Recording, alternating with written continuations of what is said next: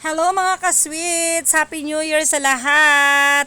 Ngayon ko lang pala pinost to, itong aking donut maker na in-order nung Pasko. Bali pa Christmas ko yan sa aking sarili. Hindi na nga ako bumili ng damit dahil sabi ko gusto ko yung regalo ko sa aking sarili, yung aking magagamit sa pangnegosyo.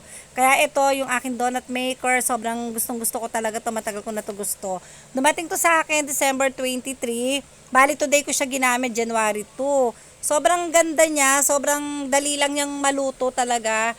Malapit na tayong magkaroon ng donut. Ayan mga ka-sweets, ima-market natin yan. Huwag kayong mag-alala, ima-market ko talaga ang donut. Nag-try nga ako ngayon, January 2, napakasarap. Grabe, sobrang sarap ng ginawa namin. Nagustuhan nga ng aking anak yung aking ginawang donut dyan. Makikita nyo, ipapakita ko rin siya dyan sa video na to. Ayan, nakaka-excite. Ito na ang donut na walang mantika, mga ka-sweets. Ayan, sa mga mahilig dyan sa donut pero hindi makakain dahil grabe ang mantika. So, eto na, this is it. Walang mantika to, guys. Wala siyang mantika talaga. And hindi rin ganon katamis. Ayan, sa mga ano dyan, ayaw na masyadong na matamis pero gusto kumain ng donut. This is it, this is it. Abangan nyo. At sa mga nagba-birthday party din, di ba, uso na ngayon sa birthday party ang naglalagay ng donut, di ba, may donut stand na. Ayan, mag-order na kayo kay Gelay Sweets ng donut nyo para sa inyong mga parties. Ayan. So, bala ko nga rin, di ba, uso din ngayon sa birthday party yung mga desserts buffet. Ayan, bala ko na rin i-business yung desserts buffet. Ayan, ano nga ba magiging mga kasama sa desserts buffet natin? Siyempre, may mga mini cupcakes yon, may mini brownies, ayan, tapos ito, mini donuts. At kung iba pa, kung ano pa, pag-aaralan ko pa kung ano-ano yung aking mga isasama dyan sa aking buffet, desserts buffet. Ayan, so bali yung donut mixture ko dyan, ginawa ko lang yan, mga ka-sweets. Ayan, so nilinis ko na nga dyan, etong ating donut maker, nilinis ko yan bago ko yan gamitan, syempre. And bago ko siya ilagay yung aking mixture, nilagyan ko muna siya ng oil para siguradong hindi siya didikit. Ayan. Ngayon, sa unang gamit ko lang naman siya nilagyan ng oil. Then, the next nalagay ko ng mixture dyan, hindi ko na po nilagyan ng oil.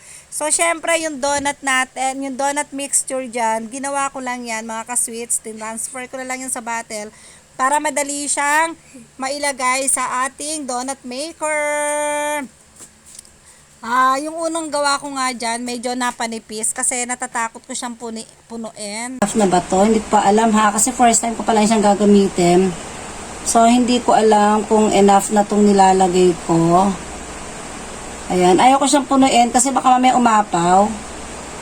So, malalaman naman, nalagay yung puti. Malalaman naman natin yan mamaya.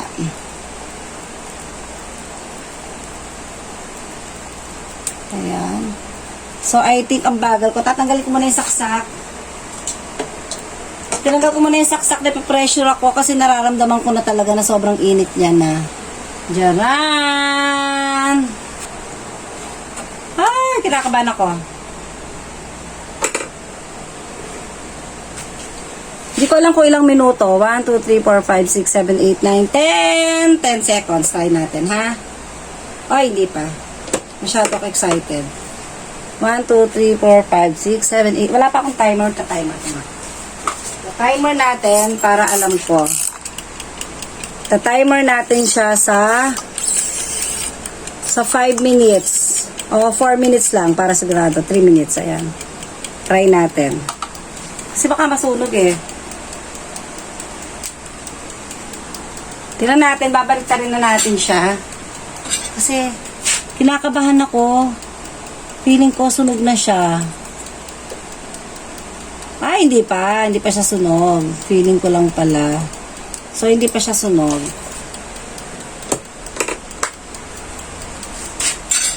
So, ayun. Nakita ko na, di ba? Nakita nyo, medyo manipis yung gawa ko. So, kakapalan pa pala siya dapat. Pupunuin siya. Ayan. So, dapat pala punong-puno para makapal siya. Kasi parang alit ng gawa ko. Hindi ko pala na-play, sorry. Wow, nakita nyo ba ang ganda? Dapat chopstick yung pambaliktad eh. Hindi ko makita yung chopstick ko eh. Nakita nyo ba? Super nice. So, 3 minutes. Sunog na siya sa 3. So, dapat pala mga 2 minutes lang. 2 minutes lang siya, enough na yung pagkakaluto niya sa 2 minutes. Tapos makikita niyo naman siya kung paano luto na siya, umuusok. Umuusok siya, nakakatakot guys. Pero okay, sa first time ko lang kasi, so natataranta pa ako, tapos kinakabahan ako. Tumunog yung alarm clock, nagulat ako sa alarm clock, diba?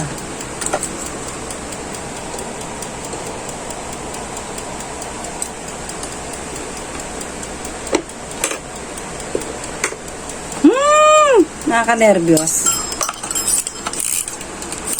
Pag first time talaga nakakatakot, no? Lahat ng first time nakakatakot. Ba't ganun? Ayan, sinet ko lang siya ng 2 minutes. Kinakabahan ako. Pero yung pagkakabaliktad ko, nakita nyo ang ganda, di ba? Ang ganda niya, nakaka-excite lang. Grabe talaga yung first time, no? Nakaka-nervyos na, nakaka-excite! Char, char, char! Check natin. Hindi na ako makantay na tumunog ang timer. So, gusto ko na siyang i-check. Kasi itong isa, nauna ko siyang baliktadin, kaya, hindi pa siya brown, okay. Excited masyado. Excited tayo. Naamoy ko dito ang bango-bango sobra. Super bango. Ay! My gosh, nagulat ako sa timer. Timer ka, nakakagulat ka. So, di ba nakita nyo kakabukas ko lang. Hindi pa siya okay. So, magsaset ulit tayo ng another 2 minutes. So, tingnan na natin. Hindi pa rin tumutunog yung timer. I think okay na. Ito kasing unang binaliktad ko eh. Tagal niya mag-brown.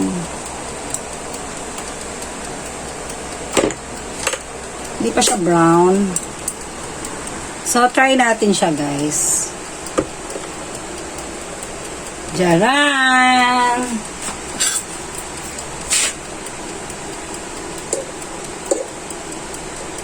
Wow! Anong luto, pagkakagawa. Ayan. So, manipis siya masyado.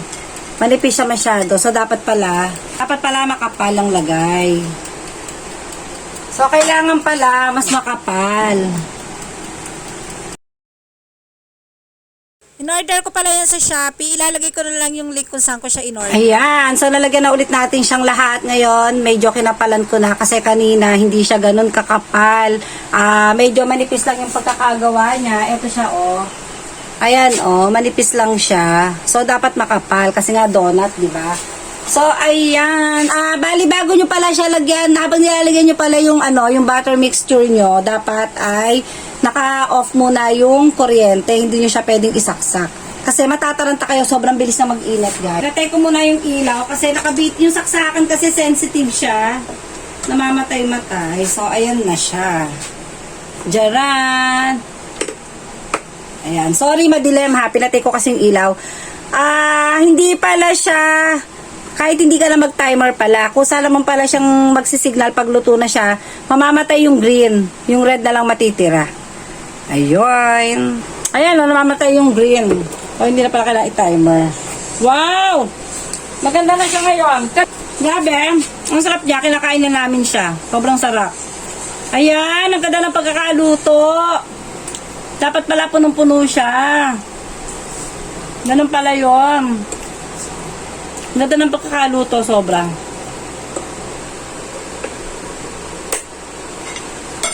Wow, diba? Nakita nyo, ang ganda ng pagkakagawa. Lalagyan ko kasi siya ng chocolate. Ayan. Request ni Little Boy chocolate daw. So, ayun na, yung mga donut na nagawa natin. Na lang natira kasi kinain na namin yung iba kanina. Nilagyan ko lang siya ng chocolate ganache sa ibabaw. Susunod naman yung ibang flavor na ating gagawin para sa ating donut. Nag-request si Little Boy, lagyan ko daw ng sprinkles. Eh, wala naman ako na sprinkles na yung isa, yung kulay, yung maliliit. Kaya ito na lang ang nilagay ko. Yung sprinkles na nilalagay ko sa aking cake. Ayan, no. Tapos nilagyan ko pa siya ng ribbon. Napaka-cute ng ating donut. Kaya abangan nyo po ang ating donut. Ima-market ko na yan. Malapit na malapit na. Hindi ko pa alam kung magkanong price niya. Magko-costing muna ako lahat ng mga gastos. At saka syempre ginagamitan natin siya ng kuryente. Kaya so kukumpitin ko muna siya ng maayos. Ayan, bye-bye!